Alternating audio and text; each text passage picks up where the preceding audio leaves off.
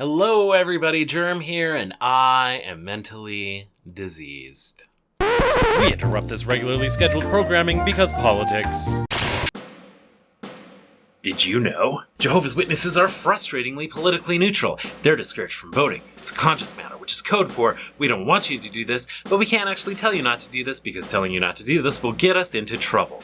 They don't serve in the military, and even displaying a casual interest in politics is a sign of spiritual weakness, because you daring to use your voice and perform your civic duty is a sign that you're not trusting in Jehovah and leaving matters in his hands. And sometimes that mindset doesn't go away. Bear with me, I need to rant a minute here, because all the time I see exJW spaces that seem to be dedicated toward bringing down the watchtower. You know, this is a community of activists, and we're going to make real change in the world, but they want to stay apolitical. Huh? What? And I do get it to a degree, especially with people who are born and raised into the religion, because you're taught that politics don't matter, and you mostly ignore it. You don't really pay attention to it besides turning on the news every once in a while to see if the King of the North has popped up and if it's time for Armageddon yet. That can be a difficult mindset to break, and I think that you have to have the want to break that mindset. Another thing I see a lot of is people who are trying to get into politics, but it's pretty obvious that they don't know what's going on. They don't really understand what they're talking about. So I'm here today to tell you that I understand, but snap out of it. Politics do matter, especially if you're going to call yourself an activist. If you want something done about harmful religion, you're going to have to get involved in politics. One way or the other, that's how things get done. Protests, court proceedings, trying to change the laws, these are all part of politics. You can wake up every single Jehovah's Witness there is. You can bleed them dry of all of their cash with lawsuits, bankrupt them, but all that's going to happen is they'll disappear, and another cult will pop up just as harmful because the laws weren't changed. Watchtower itself understands this. Despite saying that they're politically neutral, telling all of their members to be politically neutral, they have never been politically neutral. They were a registered NGO with the United Nations. They come swinging into politics anytime they don't get their way, and they use it, along with a lot of other harmful religions, to maintain a charity status so that they continue conning people and making lots and lots of money. So, it is election season here in America. Things are getting really heated. If you're just coming out, you're probably feeling a little bit overwhelmed. You might not really know what's going on. I remember when I first came out, it was an election year, and I had no idea what was going on. I did vote the first year that I was out, but it was a bad vote because I didn't know what I was doing. And I wish that someone would have sat me down and told me, this is how it goes, this is how it works. Here's what you need to do. So I'm going to try and do that for you the best that I can. I've gathered together 5 tips to help you get started here. It's certainly not comprehensive. This is not the end-all, be-all guide to politics, but I hope to point you in a few directions of where to learn and what to look out for in politics. And I apologize to all of my viewers who are not Americans. I don't know anything about politics outside of America. So this is going to be very heavily American focused. Sorry. If there's other activists out there that are big on, say, European politics, Australian politics, wherever, I really hope that you do the same thing and maybe help people in your countries get involved as well. Number 1, you don't know half as much about politics as you think you do. I think this goes literally for everyone in the world, but exJWs especially. You're probably familiar with a lot of terms that are thrown around a lot, but you couldn't explain them if you were put on the spot, and that's okay. Nothing to be embarrassed about. But maybe it's time to stop throwing those words around and learn what they mean. In fact, it's probably a good idea to re-educate yourself anyway, even if you did learn about politics. Because if you learned it while you were indoctrinated, you learned it through an indoctrinated lens that didn't really think any of this mattered in any way. But you don't need to redo high school. You don't need to sign yourself up for political science classes. There's lots of ways to educate yourself. Of course, Google is your friend. But I recommend a good, concentrated reading session. Free resources online tend to be skewed a little bit with a bias that they're trying to push on you. It can be difficult to verify sources. There's a lot of misinformation out there. So I have a couple reading recommendations. Of course, you can pick up college-level textbooks for cheap at used bookstores. But if you want something a little bit more digestible, something more for beginners, there's some great books like the Politics book. Big ideas simply explained. What you should know about politics, but don't. And never snub the old reliable Politics for Dummies. These are all great starting points for basic need-to-know information, and from there, you might branch off into more in-depth topics, more specified books about things like philosophy or sociology or economics, all of these things that you can use to affect great change on the world. Books like these are also great to listen to on audio, so you can educate yourself while you're commuting to work, doing chores, as you fall asleep. There's links to these books I've mentioned here in the description to get you going. Number 2. Don't get all of your information from social media. I can't believe this needs saying, but it does, especially for exJWs, because if talking about politics or being interested in politics was taboo before, chances are social media is where you've been exposed to politics the most. Here's the thing. Most people on social media have no idea what they're talking about. They are riding an outrage train of hearsay. They share things without fact-checking it. A lot of them are just writing off of a headline. So if you are going to share things on social media, make sure that you're fact-checking what you're sharing. Make sure you're reading the actual article and not just getting mad about the headline. The other thing is politics are nuanced, and social media has no room for nuance. Most of what you are going to see are the most hardline, extreme opinions presented with no room for productive dialogue. Sometimes it's better to just not engage at all. It's also been a really bad place to gauge how the public is actually thinking. Algorithms are designed to feed you a constant stream of people who agree with you, which can lead to complacency.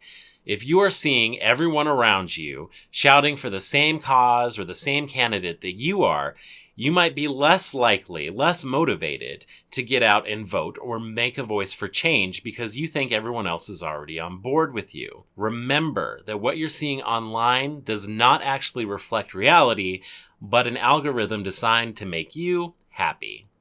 3. Politics are a game, and you need to understand that there is an illusion of choice.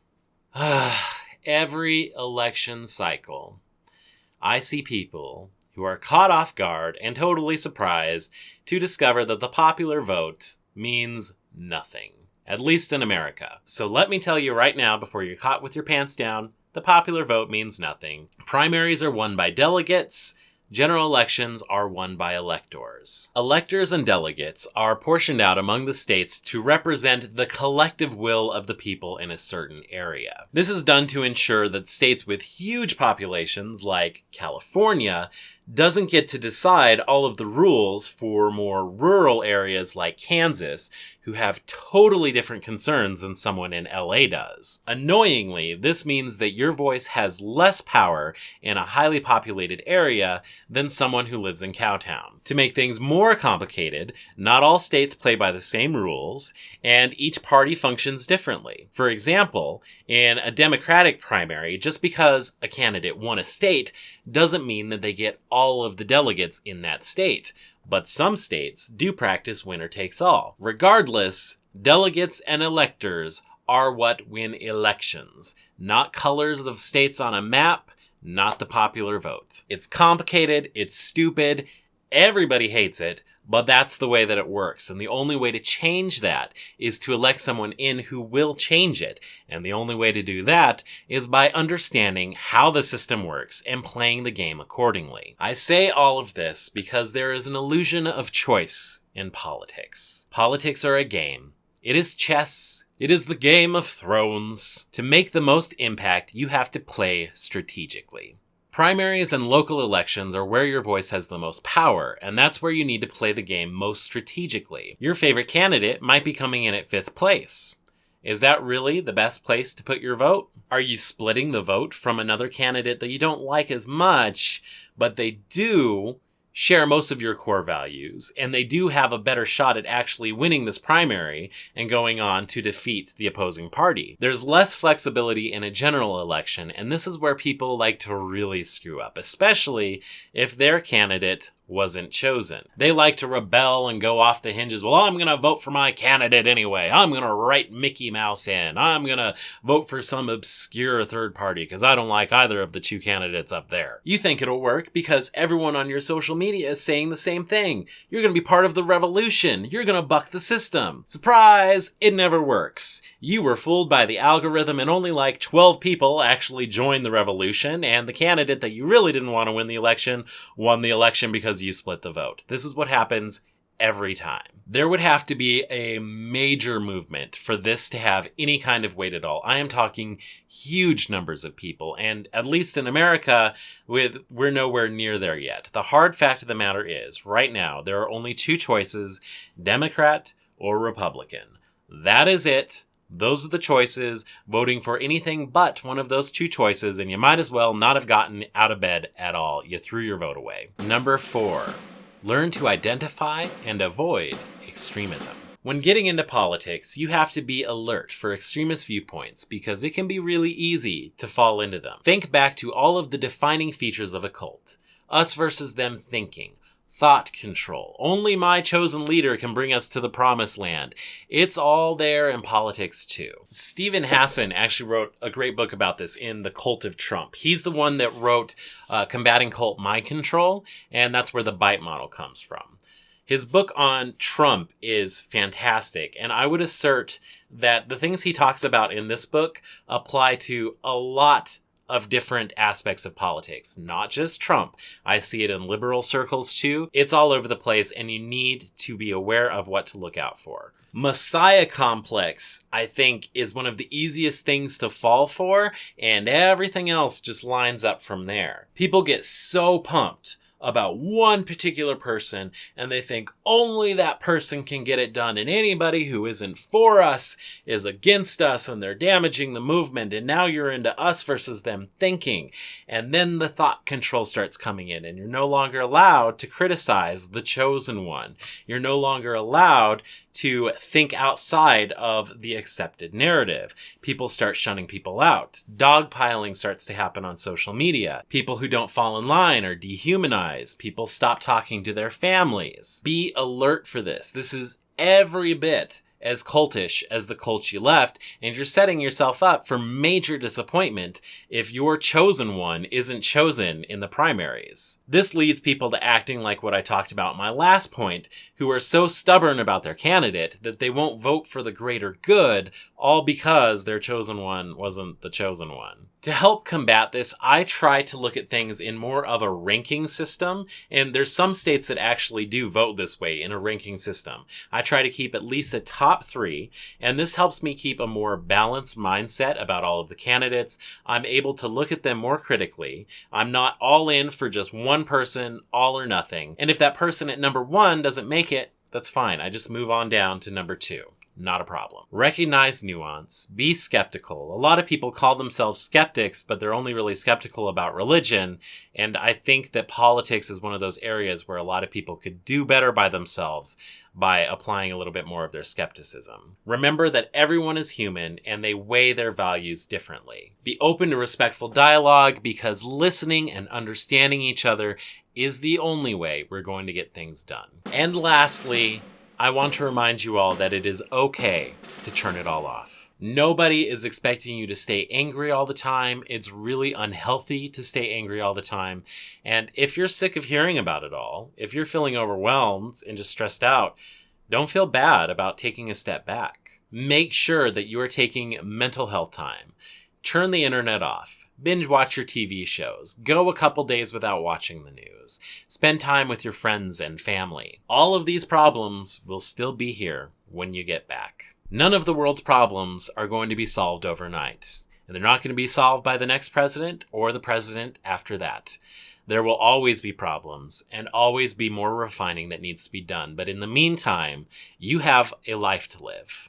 Don't feel bad about living it or enjoying yourself, even if the world feels like it's falling apart around you. And when you're feeling up to it again, jump back in. Raise your voice, show up when it's time to vote, but learn when it's time to cut it off. Obviously, there's so much more to learn and so much more to all of these points. I just want to implore you to shed a lot of that political neutrality that you're probably clinging onto from the cult and get involved. Use your voice. You had no say in anything while you were in that organization. You didn't have a say in your own life. You didn't have a say in the organization, even if you were an elder or somebody higher ranked. And you certainly didn't have any say in what happens in the world at large. Now you do. Now you have that opportunity. You can get out there, you can vote, you can do like a lot of other activists are doing, like strapping on their boots and getting out there and protesting, pushing for laws to get changed so that harmful religions can stop harming people. You could even take it a step beyond that and be one of the people that get it done. There's nothing stopping you from becoming a politician. There's nothing stopping you from becoming a judge or one of the people that makes these changes happen. But the only way you're going to do that is by educating yourself and getting involved. Thank you for watching. I hope some of these tips were helpful, motivating, or maybe you just hate me now and you clicked unsubscribe. I don't know. It is what it is. I just want to see us all come together and make real positive impact on the world. You can follow me ranting about politics over on Twitter @TheOneGerm. Check out my Patreon, and until next time, take care, everybody.